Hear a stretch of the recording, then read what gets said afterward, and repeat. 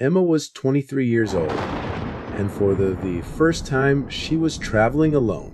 She had dreamed of an adventure like this for as long as she could remember. Her destination, Stuttgart, Germany.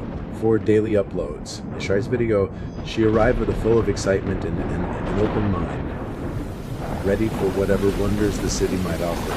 For daily uploads, she explored every winding cobblestone street, immersed herself in the city's art and architecture, fairly pronounced, and spent her evenings in lively cafes. The Twitters and locals like them. This was everything. Her 50 for daily uploads.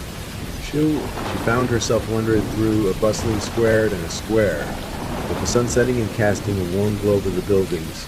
Daily uploads. The air charged with liturgy. Street musicians played nearby, vendors laughed and called out and subscribed to daily uploads, and Emma felt more alive than ever. Amidst the crowd, she spotted an older man standing by a fountain looking at her. Dressed with silver hair, a friendly smile, and then an air of charm that felt inviting. As he approached her, she smiled politely, thinking he might just be another curious local. "Beautiful night, isn't it?" he said in perfect English. You're not from here, are you?" Emma admitted. As they talked, he suggested they grab a coffee together. She hesitated for a moment. After all, before we get subscribed to him, she knew he up close. He seemed so pleasant, so harmless, that she pushed her worries aside. For Dave vigilantly liked her in the uploads. They walked gratified that she ordered a cappuccino, enjoying the cozy atmosphere as he continued his stories. Subscribe in and subscribe for daily uploads. The man, Frederick, seemed to know everyone and to note in everything, pointing out building details from their past, recounting history with such didactic detail that Emma found herself drawn in. But then, something changed. As they conversed, Frederick's questions started becoming more pointed. "So you're traveling alone?" he asked for daily uploads. With a touch too much, she answered vaguely, feeling slightly uneasy for the first time. When he asked where she was staying, she dodged mentioning a hostel across town. His eyes softened a bit. It made her feel even more guarded. From Steve uploads, she tried steering the conversation back to lighter topics, but he persisted, asking about her plans, how long she'd stay for daily, how much she in Stuttgart, and she'd do next. His questions seemed uncomfortably personal, looking at her, sharp, focused, as if studying her. Her instincts kicked in, but she reasoned with herself. Maybe he was just being friendly. Maybe she was overacting. Yet as he kept pressing, all the growing unease. At one point, he leaned in and said, "Traveling alone can be dangerous." His tone was light, almost joking. Something in his eyes sent a chill through her, and felt trapped. She glanced around the cafe, subscribed, but realizing no one was paying attention to them. She tried to appear calm, even laughed it off, but her heart was racing. For daily upload his cozy cafe once, posting the city feels suffocating, and she could sense his gaze heavy and intent, as though he could feel the discomfort and relished it. She forced herself to take a deep breath. With courage, she politely thanked him for the coffee and said she needed to head back, her smile stiff and unyielding. But as she got it, Frederick poised to hand her arm, not tightly, but enough to halt her for a second. "I could show you a bit more," he offered gently, his grip firming just a bit. "Stuttgart is full of secrets you don't want to miss." Emma withdrew her arm, mustering a polite refusal, and turned away. Every instinct was screaming at her to keep moving, not to look back. She could feel him watching her as she left the cafe, his gaze tracking her every step until she was out of sight. She didn't step until she reached her hostel, and even then, the echoes of that night stayed with her as she lay awake, recalling the encounter. Her initial excitement before exploring, the thrill of by exploring realization. He'd be a chatterbox. She had been too trusting. Friedrich hadn't done anything overtly dangerous, but everything about his demeanor felt off, like concealing something darker. His approach had seemed sincere, even kind, but as if he were testing her, seeing how much she'd reveal, how vulnerable she might be. The experience left her shaken, and she realized how charm and friendliness could easily mask bad intentions. The next morning, she woke up with a new sense of a Warren, which once felt warm and magical, now seemed shrouded with hidden risks. As her trip continued, Emma grew more cautious. She learned to tune into her instincts, trusting the deep-seated sense that flared up when something felt wrong. She no longer dismissed her discomfort but let it guide her, practicing the art of saying no, setting boundaries, and recognizing when to walk away. She never saw Friedrich again, but his presence lingered in her memory, a reminder of the risks travel could bring. The openness she once cherished now came with a lesson that would shape her forever. Trust is something to be earned, not given freely. She left Dovgard. She held her that lesson, a reminder that danger could lurk beneath the surface even in the most beautiful places. Ultimately, Emma's journey was no longer just an adventure. It had become a test of resilience and self-awareness. What began as a simple trip had transformed into a valuable, albeit frightening, reminder that the world isn't always as welcoming as it seems. Though her travels would continue, she did so with a new mindset, one that balanced her curiosity with caution, knowing that trust itself could be a risk.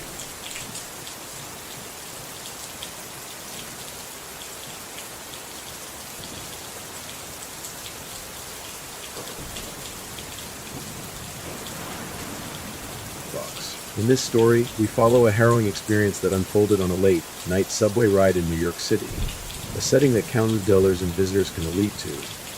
The scene opens on a dimly lit subway car where the rhythmic clanking of the train echoes through dark tunnels.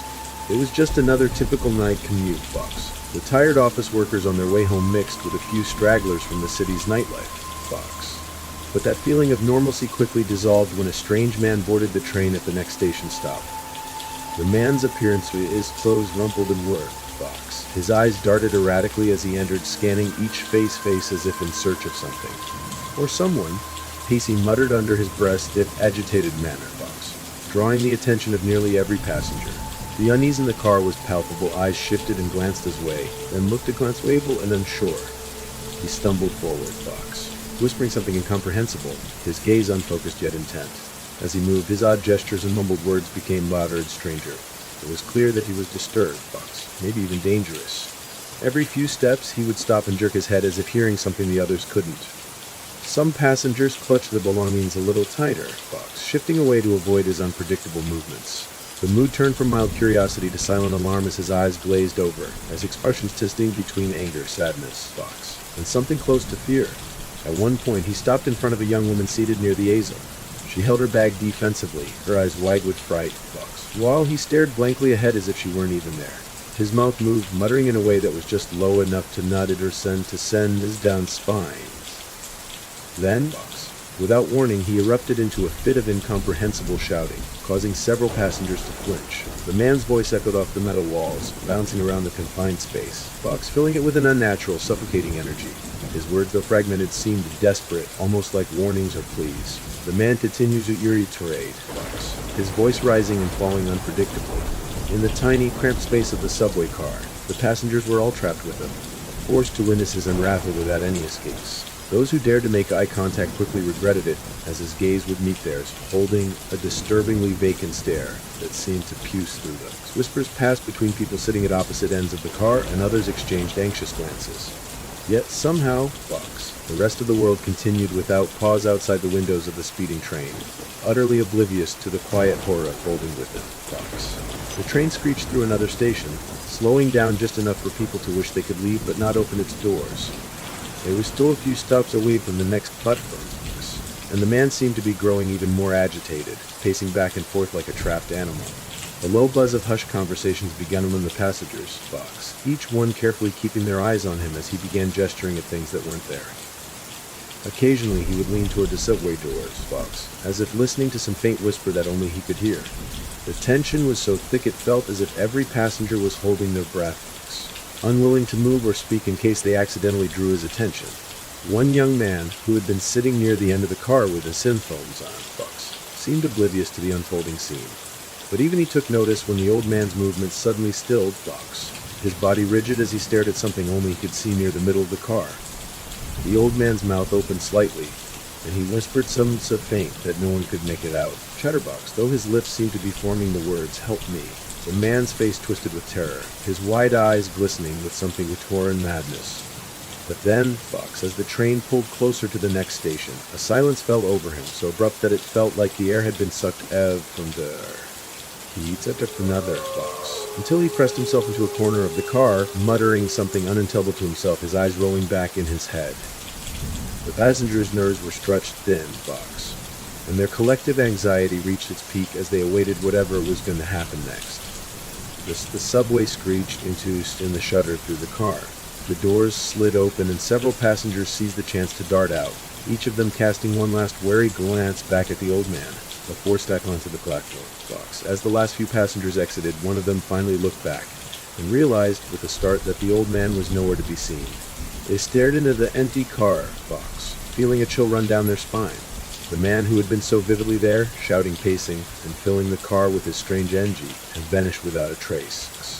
It was as if he had melted into the shadows the moment the doors opened.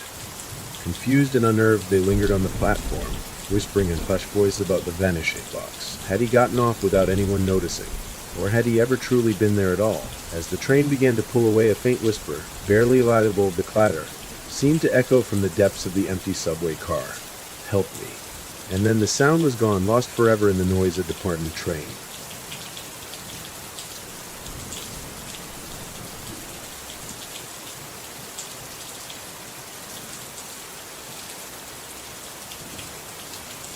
It was a typical Friday evening when I decided to call an Uber to take me home after a long day of work.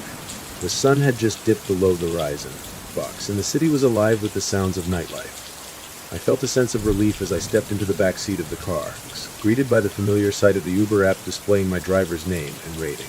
The driver, a middle-aged man named Tom, seemed man named first. He greeted me with a smile and made small talk about the weather and the bustling atmosphere of the city. I settled into the seat, feeling ready to unwind after a hectic week. As we pulled away from the curb, everything felt normal. The ride began smoothly with Tom navigating through the streets with ease. I glanced out the window, watching the city lights blur by, and engaged in light conversation with him. However, as we approached a busy intersection, I noticed a shift in his demeanor. He became increasingly agitated, muttering under his breath about other drivers and the state of the roads. At first, I brushed it off as typical frustration that many drivers during rush hour, but as the ride continued, his behavior escalated. Tom's erratic driving began to raise alarms. He started weaving in and out at rest of the other cars. The once friendly atmosphere in the car quickly turned tense. I felt my heart rate increase as I clutched the seatbelt. Unsure of what to expect next, his voice grew louder, filled with anger as he shouted at other drivers, blaming them for his frustrations. I exchanged worried glances with my friend next to me, and we both silently acknowledged the discomfort we felt.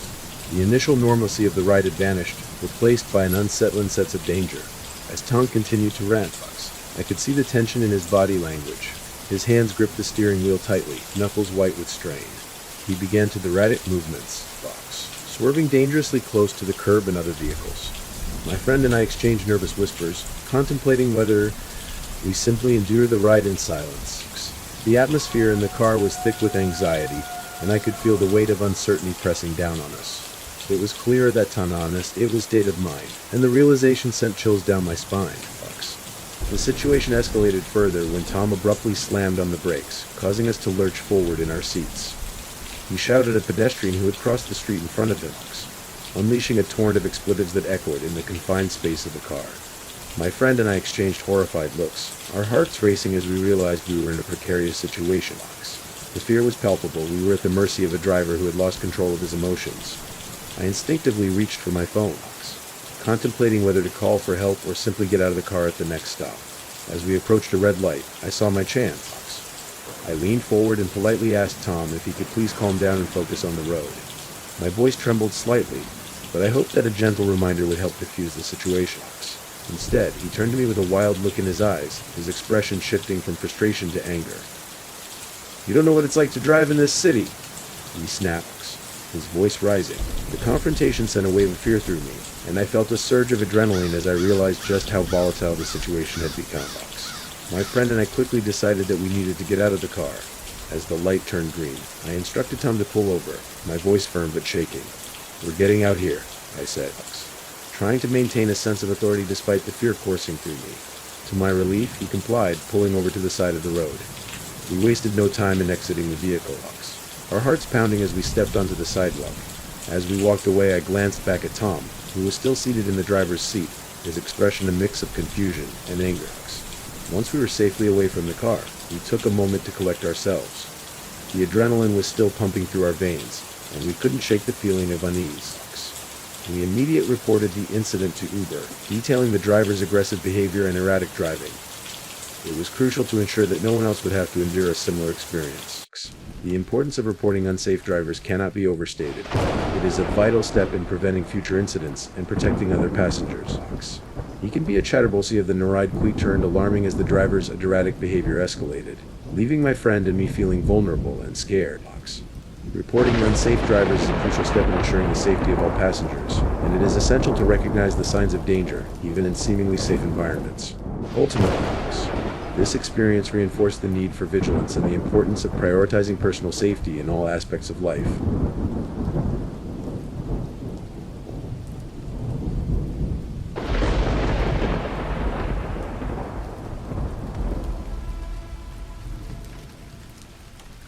It was a crisp autumn evening when I decided to meet up with Jake, a guy I had matched with on Tinder. We had exchanged messages for days, and he seemed charming thunder, with a shared interest in hiking and outdoor adventures.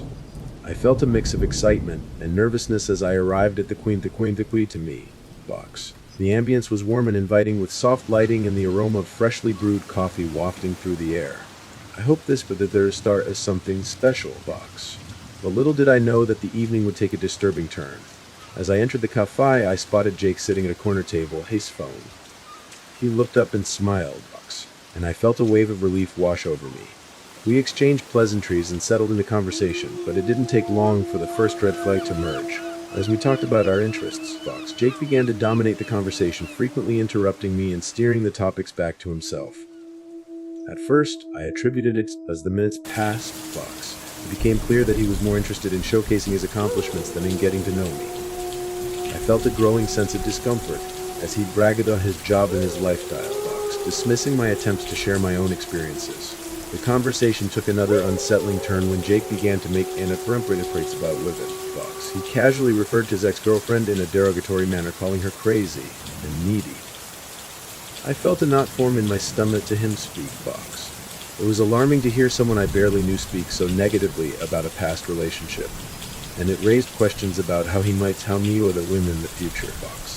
I tried to steer the conversation in a different direction, but he seemed oblivious to my discomfort, continuing to make jokes at the expense of others. As the date progressed, I noticed more red flags. Jake's demeanor shifted from overly confident to aggressive when discussing topics like politics. He expressed strong opinions, often dismissing opposing viewpoints with a wave of his hand. I felt increasingly uneasy as he leaned in closer, his voice rising in closity. The Kaising, which had once felt cozy, now seemed stifling, and I could sense the tension building between us. I was acutely aware of how vulnerable I felt in this situation, sitting across from a stranger who was becoming more unpredictable by the minute. The fear of being in a vulnerable situation was somehow it began to creep in. I glanced around the cafe, searching for familiar faces or signs of help, but everyone seemed absorbed in their conversations. I felt isolated, trapped in a conversation that was spiraling out of control. My instincts were screaming at me to leave, but I didn't want to make a scene. Instead, I forced a smile and tried to remain engaged, all the while calculating my exit strategy. When Jake suggested we move to a nearby bar for drinks, my heart sank. I hesitated, feeling the weight of a decision pressing down on me. I didn't want to appear ungrateful or dismissive of his invitation, but on the other hand, I felt a strong urge to protect myself. I politely declined, citing an early morning commitment the next day. To my surprise, he reacted with irritation, insisting that we should at least grab one drink, Fox. The shift in his tone sent alarm bells ringing in my head. I could feel the tension in the air, and I knew I had to stand my ground. I appreciate the offer, Fox, but I think I'm gonna head home, I said, trying to keep my voice steady. Jake's expression darkened, and for a moment, I fed. He forced me a smile, Fox, but it didn't reach his eyes. Fine, but you're missing out, he replied, his voice dripping with sarcasm. I quickly gathered racing as I made my way to the exit. Fox, I could feel his gaze on me, a mix of disappointment and anger that made my skin crawl. Once outside, I took a deep breath. Gray took to be unsaid in the center of the Kaffit box. The cool night air felt refreshing against my flushed cheeks, but the adrenaline still coursed through my veins. I hurried to a car, glancing over my shoulder to ensure Jake wasn't following me. The experience had left me shaken, and I couldn't shake the feeling of vulnerability and elating after I had driven away. Fox. Reflecting on the date, I realized how crucial it is to be cautious when meeting people online. While dating apps can provide opportunity to connect new to people, Fox, they also come with inherent risks. It's easy to get swept up in the excitement of a potential romance, but it's essential to remain vigilant and trust one's instincts. The red flags I had noticed during the date were warning signs that I should have heeded more closely. Thank you for joining us in personal safety and awareness conversation, Fox. Remember, staying safe is not just about avoiding danger, it's about empowering yourself with knowledge and being proactive in your approach to life, Fox. We look forward to hearing your stories and insights in the comments, and we hope you'll continue to engage with our channel as we'll leave vital topics together. Stay safe, stay aware, Fox, and let's support one another in creating a safer world for everyone.